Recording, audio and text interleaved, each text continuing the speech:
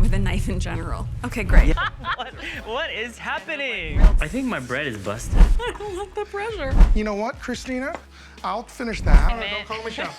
She's the chef. I just have to remind myself that I'm doing this to myself. Can we help in any way?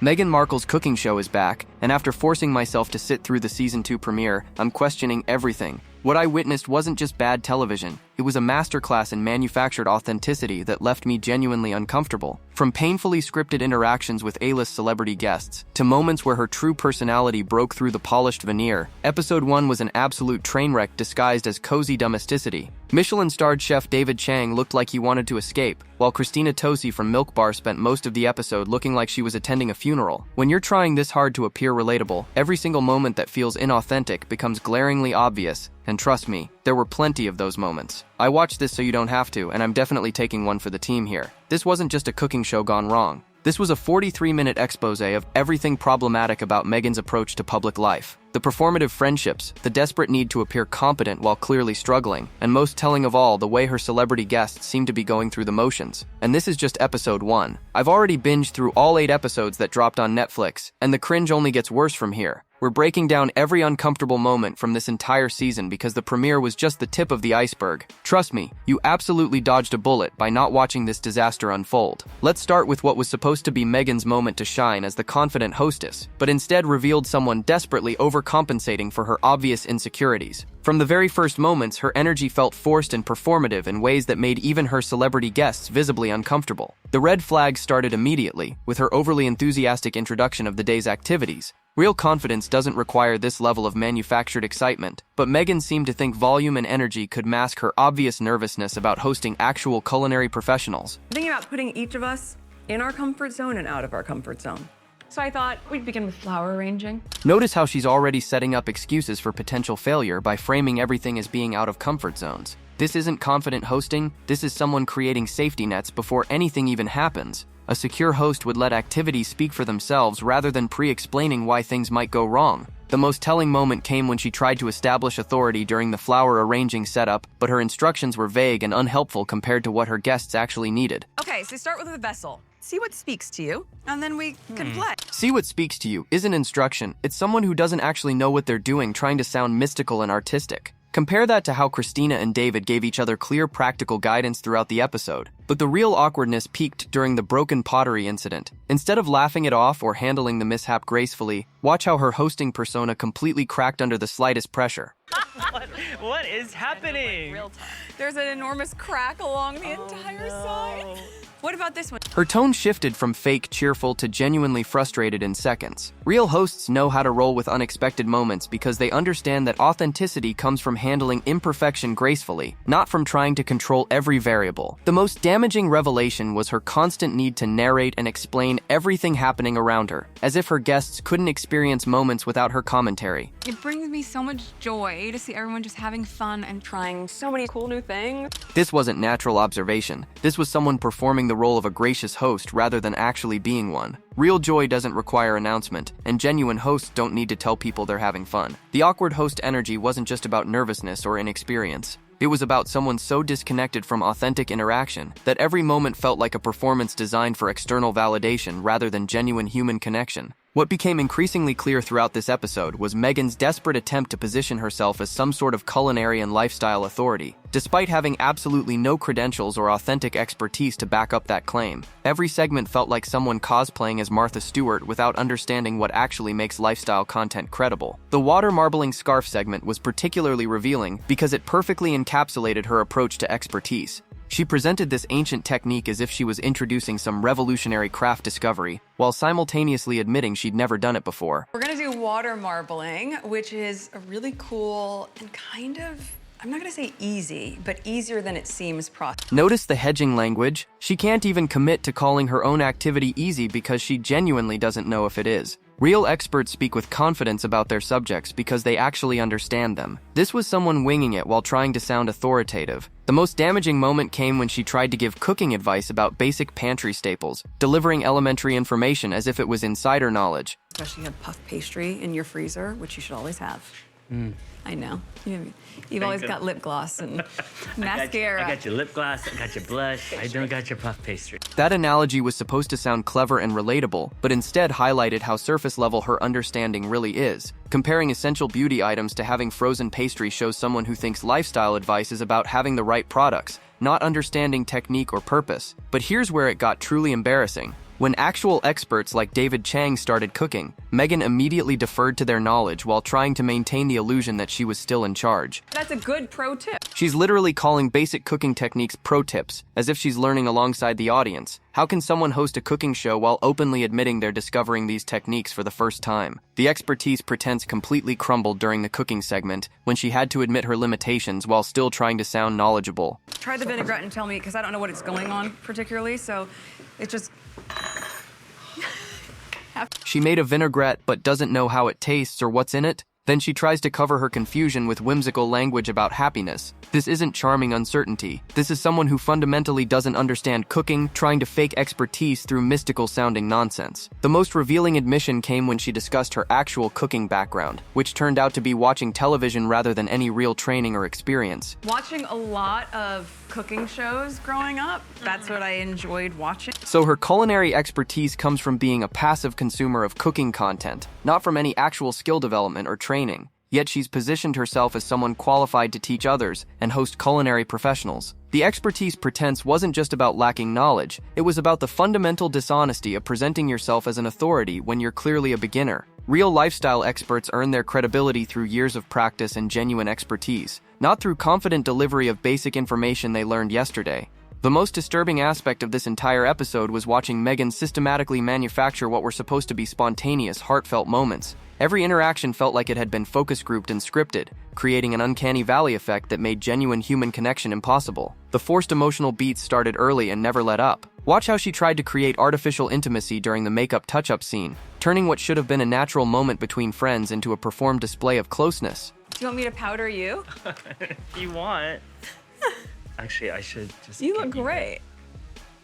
Do you want me to do something for you, the little kid? The awkward pet names, the obvious staging for cameras, the way she narrated her own actions as if documenting the intimacy for viewers rather than actually experiencing it. Real friendship moments happen organically, but this felt like someone performing what they think friendship looks like based on lifestyle magazine photo shoots. But the manufactured moment strategy reached peak cringe during her attempt to create a profound learning experience about personal growth and comfort zones. Every philosophical observation felt like it had been workshopped by a team of content creators. I think we forget about that childlike wonder, just how fun it is to be curious and learn something new. That wasn't genuine insight, that was someone delivering a pre-planned inspirational soundbite. Real moments of wonder and discovery don't come with perfectly articulated explanations of their significance. They just happen, and people experience them without needing to narrate their importance. The most damaging example came when she tried to force competitive dynamics between her guests, clearly hoping to create entertaining tension for cameras. Here's the thing, I don't know if you two are highly competitive. No, I'm not. I don't think I know you two are. Watch how quickly that died.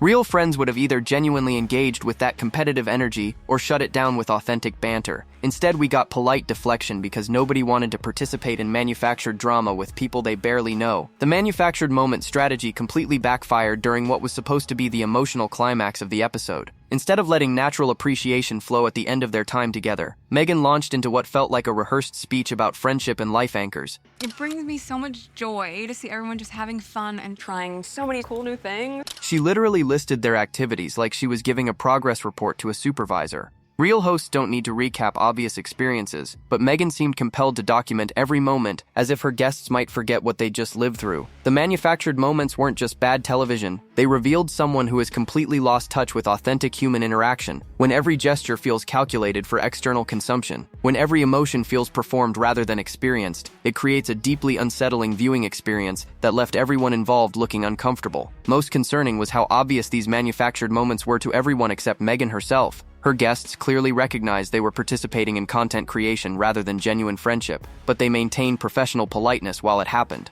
The result was an episode that felt more like watching a focus group test lifestyle content than actual people connecting over shared activities. Perhaps the most uncomfortable aspect of this entire episode was watching two legitimately accomplished celebrities navigate what was clearly a professional obligation disguised as a friendship hangout. David Chang and Christina Tosi are industry powerhouses who command respect in their fields, but throughout this episode, they looked like hostages politely enduring an increasingly awkward situation. The dynamic became clear from the moment they arrived. Instead of the natural ease you'd expect between actual friends, everything felt stilted and overly polite. Watch how they responded to Meghan's enthusiastic hosting attempts with the kind of careful politeness reserved for uncomfortable social situations. Oh my gosh, hi! Thank you for coming. It's so happy you're here. That exchange was painful to witness. Meghan's over-the-top excitement felt desperate, while her guests' responses were professionally cordial but notably restrained. Real friends don't greet each other like they're meeting for a business lunch. The most telling moment came when David and Christina started sharing genuine memories with each other, completely bypassing Meghan in the conversation. Watch how naturally they connected when talking about their actual friendship history. I literally remember dropping you off at your parents' house on Christmas Eve in a little beat-up old car down 95. It was the most terrifying drive ever. The contrast was stark. When David and Christina talked to each other, their interaction felt authentic and warm. When they talked to Meghan, everything became careful and measured. They were clearly managing her rather than genuinely engaging with her. The celebrity guest awkwardness reached peak discomfort during the cooking segment, when David essentially had to take over the entire show to prevent it from becoming a complete disaster. His professional instincts kicked in because someone needed to actually make edible food. I just have to remind myself that I'm doing this to myself. So I appreciate you guys for being... This is a choice. That comment was brutally honest. David was essentially acknowledging that the situation was uncomfortable, and he was choosing to endure it. That's not something you say when you're genuinely enjoying time with friends. It's what you say when you're fulfilling a professional obligation that's more difficult than expected. But perhaps the most revealing moment was Christina's obvious relief when she could focus on technical cooking tasks rather than maintaining the friendship performance. This feels very intense. I know even We're in culinary school and Dave is our instructor. I'm ready. She immediately reframed the dynamic as a professional cooking situation rather than a casual hangout between friends. This wasn't accidental. This was someone finding refuge in familiar professional territory because the personal dynamic was so uncomfortable. The celebrity guest awkwardness wasn't just about bad chemistry. It exposed how Meghan's approach to relationships is fundamentally transactional. She seemed to view having famous friends as content opportunities rather than genuine connections, and her guests clearly sensed this dynamic. Watch how they maintained perfect professional politeness throughout the entire episode while keeping their actual personalities and authentic reactions carefully guarded. They fulfilled their contractual obligations to appear on her show, but they protected themselves from any real vulnerability or genuine connection. The result was an episode that felt like watching three people perform friendship rather than actually experiencing it, with Meghan as the only one who seemed unaware of how artificial the entire dynamic had become. One of the most uncomfortable patterns throughout this episode was Meghan's constant need for approval and validation from her celebrity guests. Every activity, every comment, every moment seemed designed to elicit praise rather than create genuine experiences, and the desperation became increasingly obvious as the episode progressed. The validation-seeking behavior started early during the scarf-making demonstration, when she repeatedly fished for compliments about her craft project results. Real confidence in your abilities doesn't require constant external confirmation, but Meghan seemed unable to let any accomplishment speak for itself. How special to be able to create something so unique.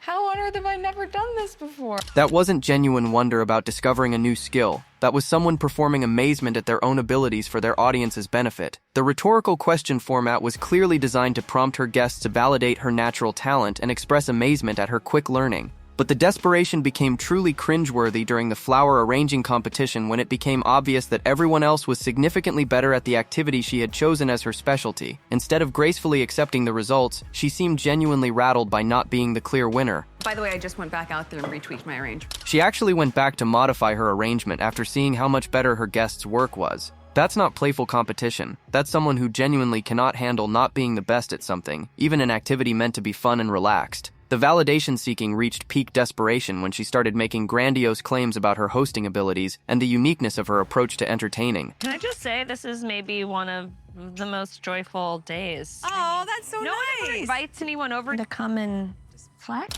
Wait, she's quoting Christina's comment back as if she said it herself? The way she immediately latched onto that compliment and tried to make it about her hosting skills was genuinely concerning. Secure people don't need to appropriate other people's positive observations about their events. The most telling moment came when she tried to position herself as the creative visionary behind their collaborative cooking efforts, despite David Chang clearly taking charge of all actual culinary decisions. We're just following your energy, David, and improvising. She's admitting they're following his lead while simultaneously trying to make it sound like collaborative improvisation. Real leaders either take charge confidently or step back gracefully. They don't try to maintain the illusion of leadership while clearly being followers. The desperation became most obvious during the final emotional moments when she tried to manufacture a heartwarming conclusion that would showcase her as the catalyst for meaningful connections. Your secret's out. That comment came after David and Christina shared a genuinely sweet moment about their friendship, and Meghan immediately tried to insert herself as the orchestrator of that emotional revelation. She couldn't just let their authentic connection exist without making it about her role in creating the moment. The validation-seeking behavior wasn't just annoying television, it revealed someone so insecure about their actual worth that every interaction became an opportunity to extract proof of their value from others. When you need that much external confirmation to feel good about yourself, it creates an exhausting dynamic for everyone involved. Perhaps the most revealing moment of this entire episode was watching Meghan completely lose control of her own kitchen when actual culinary professionals took charge. What started as her cooking show quickly transformed into the David Chang show, with Meghan relegated to the role of confused assistant in her own supposed area of expertise. The shift happened gradually but unmistakably once the serious cooking began. David immediately recognized that someone needed to actually plan and execute a coherent meal, and he stepped into that role without any real resistance from Meghan, who seemed relieved to have someone else take responsibility. I just want to get organized. I have no idea what we're really going to make. I mean, other than what we got in the garden and the pantry. Notice how David had to create an entire meal plan on the spot because there wasn't actually a clear vision for what they were cooking. A competent cooking show host would have a plan, would know what they're making, and would be able to guide their guests through the process. Instead, David had to improvise an entire menu because Meghan had no real cooking strategy beyond basic appetizers. The kitchen hierarchy became painfully obvious when David started delegating tasks to everyone, including the show's host. Watch how quickly Meghan accepted her demotion to sous chef status. The one thing for certain I could use help with is mincing some garlic. Just thinly sliced. One thing of garlic, one head?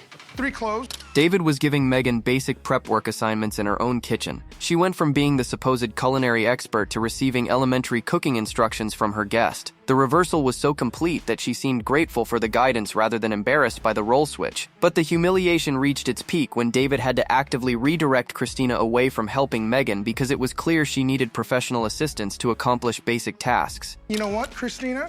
I'll finish that. Okay. If you want to start on a flatbread, we're gonna oil stretch the dough. David literally had to take over Meghan's work and assign Christina a completely different task. That's not collaboration, that's damage control. A confident cooking show host would maintain authority over their own kitchen, but Meghan quietly stepped aside while her guest managed the entire cooking process. The most telling moment came when she tried to maintain some semblance of authority by offering to help with tasks that David was already handling expertly. Can we help in any way?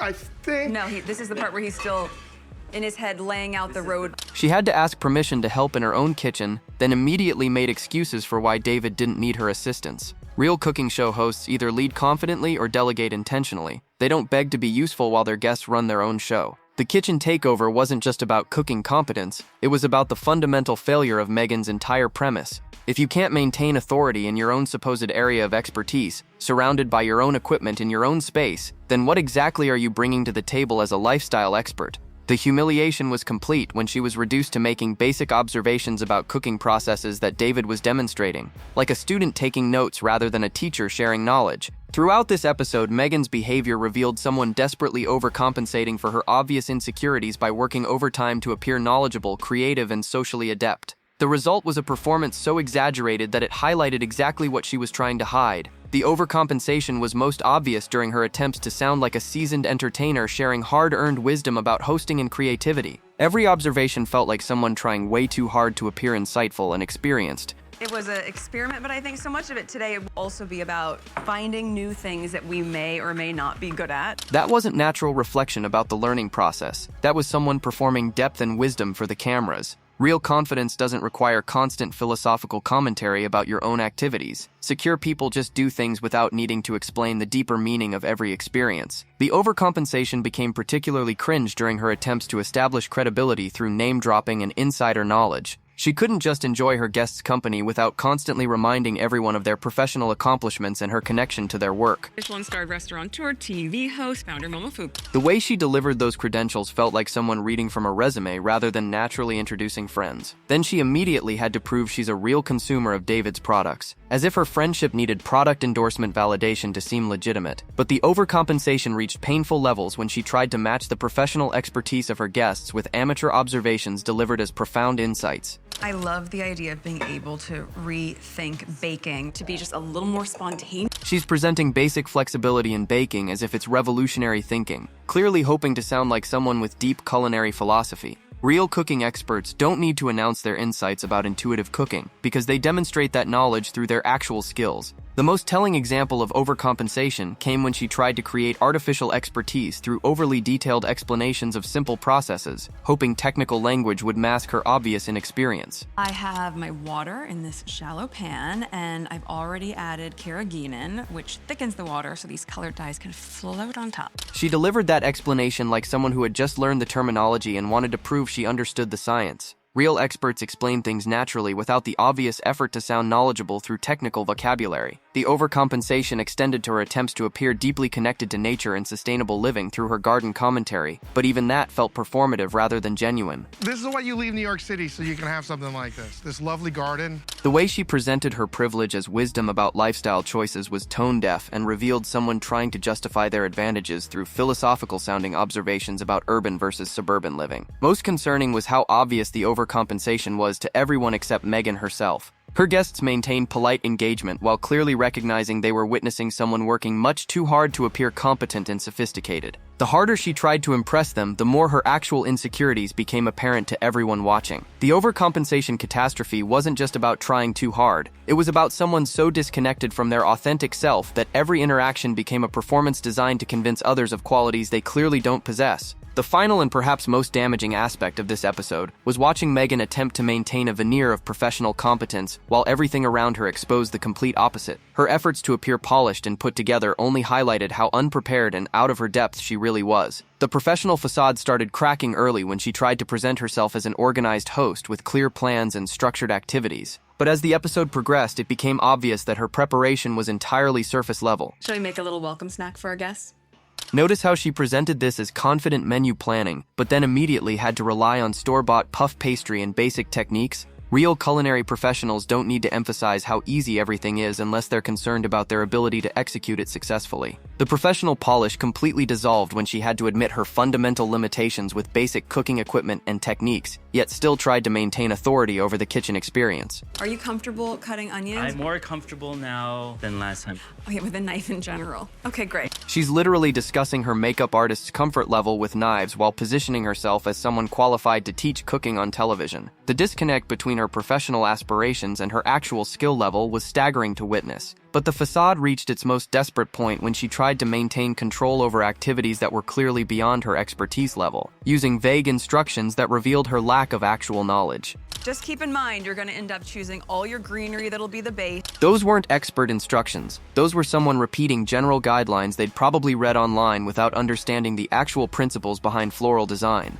Real professionals give specific, actionable advice based on experience, not generic suggestions that could apply to any creative activity. The professional polished facade became most obvious during her attempts to appear knowledgeable about her guests' areas of expertise, delivering basic observations as if they were insightful commentary. I feel like your food is also there's always sauces, there's always accoutrements. She's explaining David Chang's cooking philosophy back to him, as if she's making an astute observation rather than stating the obvious about his well-known approach to food. This wasn't culinary insight. This was someone desperately trying to sound knowledgeable about subjects far beyond their understanding. The final nail in the professional polish coffin came when she had to acknowledge her complete confusion about basic cooking processes while still trying to maintain her role as the show's expert host. That admission came during a simple vinaigrette preparation, revealing someone genuinely overwhelmed by elementary cooking tasks, yet she continued trying to maintain her position as the knowledgeable host throughout the entire experience. The professional polish facade wasn't just about lacking skills, it was about the fundamental dishonesty of trying to appear competent in areas where you have no business claiming expertise. Real professionals either demonstrate genuine knowledge or honestly acknowledge their limitations. Meghan did neither, creating an uncomfortable viewing experience where everyone could see through her act except herself. What we just witnessed in episode 1 of With Love Meghan season 2 was a 43-minute exposé of everything problematic about manufactured lifestyle content. From the painfully obvious professional arrangements disguised as friendships, to the desperate attempts at expertise that only highlighted her complete lack of qualifications, this premiere was a masterclass in how not to create authentic television. The most disturbing aspect wasn't that Meghan lacks cooking skills or struggles with genuine human connection on camera. It was watching someone so disconnected from reality that they seemed genuinely unaware of how forced and artificial everything appeared. When the gap between self-perception and actual performance is that wide, it creates deeply uncomfortable viewing that left everyone involved looking like they were fulfilling contractual obligations rather than enjoying themselves. Every single moment felt calculated for external consumption rather than genuine experience. The celebrity guests maintained professional politeness while clearly recognizing they were participating in content creation rather than authentic friendship. The activities were chosen for visual appeal rather than actual expertise. The conversations were performed rather than experienced, and this was just episode 1 of 8. Having already endured the complete season, I can tell you with absolute certainty that the issues we dissected today only get worse. Episode 2 features even more awkward celebrity dynamics, when she hosts actors who look equally uncomfortable with the manufactured intimacy. Episode 3 includes a cooking disaster that makes this premiere look competent by comparison. Episode 4 has her attempting to give life advice that reveals how disconnected she is from normal human experiences. The pattern continues throughout the entire season because the fundamental problems aren't about individual moments or specific skills. They're about someone who has completely lost touch with authentic self-expression and genuine human connection. When every interaction becomes content, and every moment becomes material for external validation, the result is television that feels more like watching someone perform a lifestyle rather than actually living one. By episode 8, the disconnect between Meghan's aspirations and her actual capabilities becomes so obvious that even the most polite celebrity guests can't completely hide their discomfort. The season concludes with her delivering inspirational messages about authenticity and connection while demonstrating the exact opposite of both qualities. So which moment from this premiere breakdown made you cringe the hardest? Was it the kitchen takeover humiliation, the desperate validation seeking, or maybe the professional polished facade that fooled absolutely no one? Drop your thoughts below because we're going to need to process this disaster together as we work through the remaining 7 episodes. Smash that like button if this analysis saved you from subjecting yourself to this manufactured mess. Subscribe because we've got an entire season of this train wreck to dissect. And hit that notification bell because episode 2's breakdown is going to expose even more uncomfortable truths about what happens when someone this disconnected from reality gets their own show.